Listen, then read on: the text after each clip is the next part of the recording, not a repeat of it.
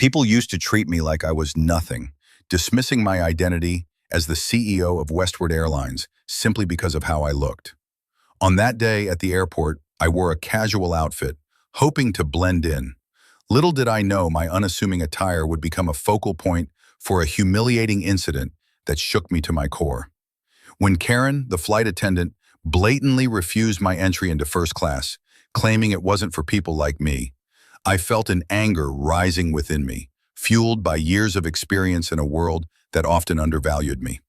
Monica Ellis, a name that should command respect, was reduced to a stereotype in that moment.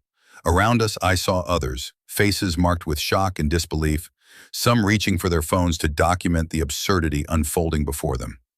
Yet amidst the disdain, a flicker of hope emerged as Emily, a young crew member, found her courage and stood up for what was right. Her support reminded me that not everyone conformed to a system steeped in racism. In those crucial moments, I decided that enough was enough. I reached out to my board while the incident spiraled, knowing the stakes were higher than my pride. This was a fight against systemic discrimination. As I regained control, I felt more than just a CEO. I felt a duty to challenge the status quo. With the crowd rallying behind me, I confronted Karen and her accomplices, igniting a tide of change within that very airport. When the cheers erupted, it was more than applause. It was a resounding call for justice. I didn't just reclaim my space, I vowed to overhaul our airline's practices. Emily's bravery wouldn't go unnoticed. She would be rewarded, a beacon for others like her. That day, we didn't just confront the issue of racial bias, we redefined it. My mission had evolved beyond personal redemption. It was now about transforming a culture. The path forward would be paved by voices united, echoing a battle cry for respect, dignity, and equality. "Excuse me, miss?" Monica called as she approached the gate, her heart racing. The flight attendant, Karen, turned, a smirk grazing her lips. "First class is for premium customers," she snapped. "That means you, with 'what are you wearing?'" Monica's jaw clenched. Her designer jeans and tailored blazer, however casual, should have signaled authority. "I'm the CEO of this airline. I have a first-class ticket." "Oh, really? The CEO?" Karen scoffed, glancing over at Jason, the younger attendant, who shifted nervously. "You've got to be kidding. First class is upstairs, honey." Monica's face burned with indignation. "Check my ID. I should be boarding now." Karen crossed her arms. "I don't think so. We have policies." Around them, passengers began to murmur, some pulling out their phones to document the unfolding drama. Monica caught snippets of hushed conversations. "Is that really the CEO?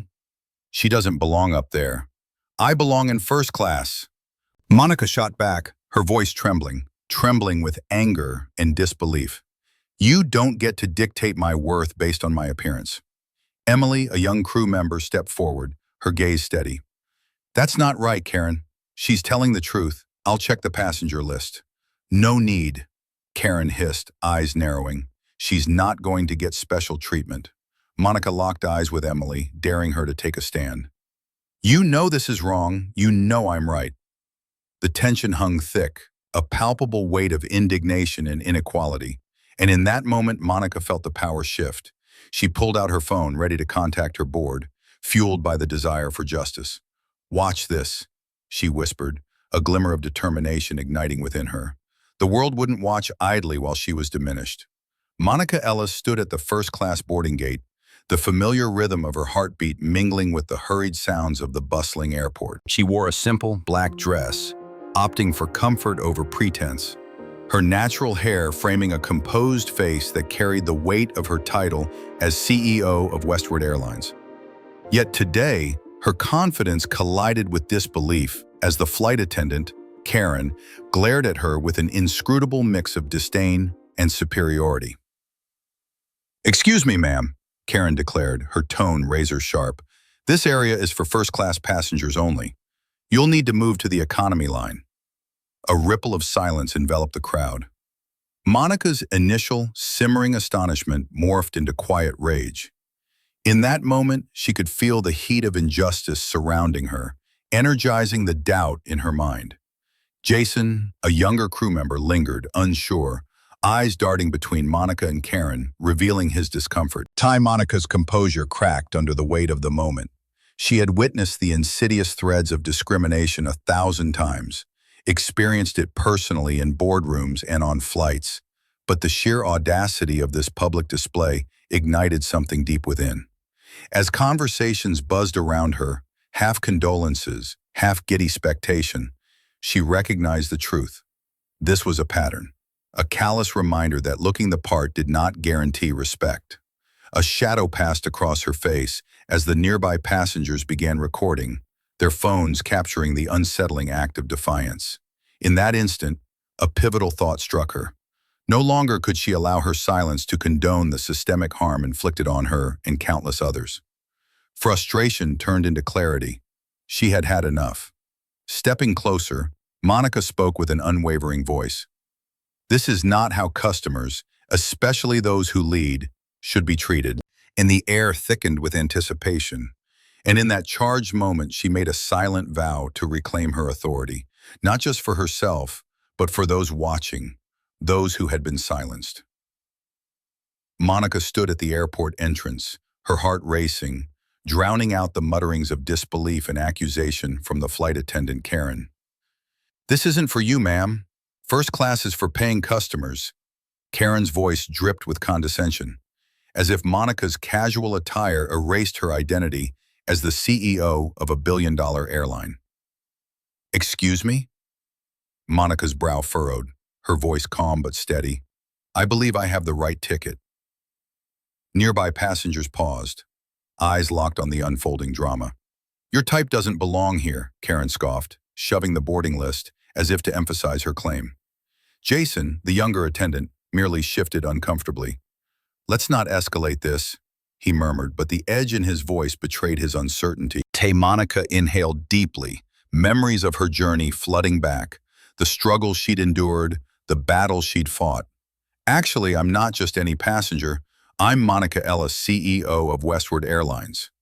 She clarified, pushing her shoulders back, feeling the weight of her role settle confidently into place. From a distance, a soft voice chimed in. It's not just her.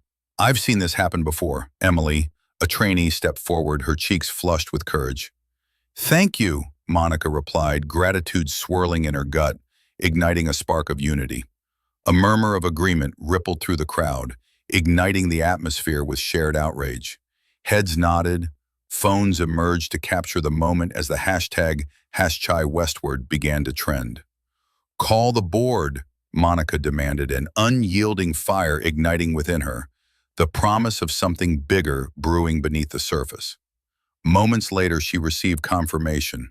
The power was hers to wield. Karen, Jason, Doug, your actions are unacceptable. You're terminated, effective immediately. Gasps filled the space, quickly morphing into applause. Emily beamed as Monica turned to her, pride gleaming in her eyes. You're promoted, she said, simply, encapsulating the power of resilience and advocacy in one swift gesture. I promise from this moment on, Westward Airlines will stand for equality. Monica concluded, her voice steady and unyielding against the backdrop of transformation. The cabin pulsed with renewed energy, a collective understanding encouraging each passenger to reflect on their role in dismantling systemic discrimination. Punished conversations buzzed with fervor. Monica felt, for the first time, the unmistakable shift in control toward a future that embraced courage and inclusiveness. Monica stood at the entrance of the Westward Airlines terminal, her heart racing as she clutched her first-class ticket. Her casual attire, a simple dress and blazer, belied her position as a billionaire CEO. As she approached the gate, the flight attendant Karen eyed her skeptically, arms crossed defiantly. Sorry, ma'am, this section is for first-class passengers only. You must be mistaken. Nafanika's breath caught. Shock rippled through the waiting passengers. Whispers filled the air. She could feel the weight of judgment, glances flicking between her and the rest of the crew. I am the CEO of this airline, she replied, her voice steady, though anger simmered beneath the surface. No need to be rude, Karen shot back, tone dripping with disdain, flanked by a hesitant Jason who remained silent. A couple of passengers exchanged looks, some rolling their eyes, while others fumbled for their phones, streaming the moment live. With resolve bubbling within her, Monica whipped out her phone and called her board. "I won't stand for this," she whispered, gathering her poise as she felt the familiar surge of leadership take hold. Her call bagged a prompt response from her board. Empowered, she turned back to Karen, ready to assert her gravity. "Your actions are unacceptable," she said, voice booming with authority, her confidence piercing through the uncomfortable tension. Monica turned to the crowd, catching their nods of solidarity, before directing her gaze sharply back at Karen. "You're terminated." Gasps erupted around her, but she pressed on. "And furthermore," she continued, locking eyes with Jason, "you too." As the reality sank in, the passengers erupted in applause, echoing a silent victory beyond words. The shame radiated from Karen, her facade crumbling under the weight of exposure. Amid the chaos, Emily, the young attendant, stepped forward, her voice unwavering. "I saw it all. The seating list was altered," she confessed, eyes glistening defiantly. Her transparency solidified the wrongdoing. The truth ignited a flicker of hope for change. Monica turned her gaze toward Emily, her expression softening. "You're promoted," she stated, embodying a promise for a future where her airline symbolized inclusivity. As the crowd cheered, Monica stood tall, setting a new course for Westward Airlines. "We will advocate for fairness," she declared, her heart bursting with resolve. This wasn't just her victory, it symbolized a systemic shift in a broken industry. Restrained as the applause echoed, the viewers felt the satisfaction of justice, resonating with a collective hope for change as Monica embraced the possibility of a better tomorrow. As I sit back and reflect on that day, a whirlwind of emotions washes over me. The disbelief and humiliation of being treated as less than who I am was palpable. It wasn't just about the denial of service. It was about the systemic biases that saw my position and value through the lens of my appearance. I remember the stunned silence of the passengers around me, the weight of their gazes heavy with unspoken support.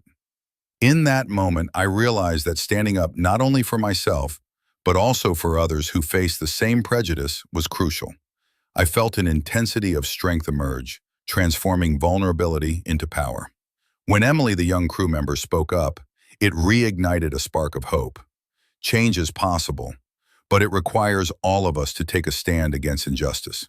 Looking back, I know I acted decisively, but I still wonder, did I go too far? What would you have done in my place? Have you ever faced someone treating you similarly? Share your stories and thoughts in the comments. Let's engage in this important conversation about justice and empowerment. Your voice matters.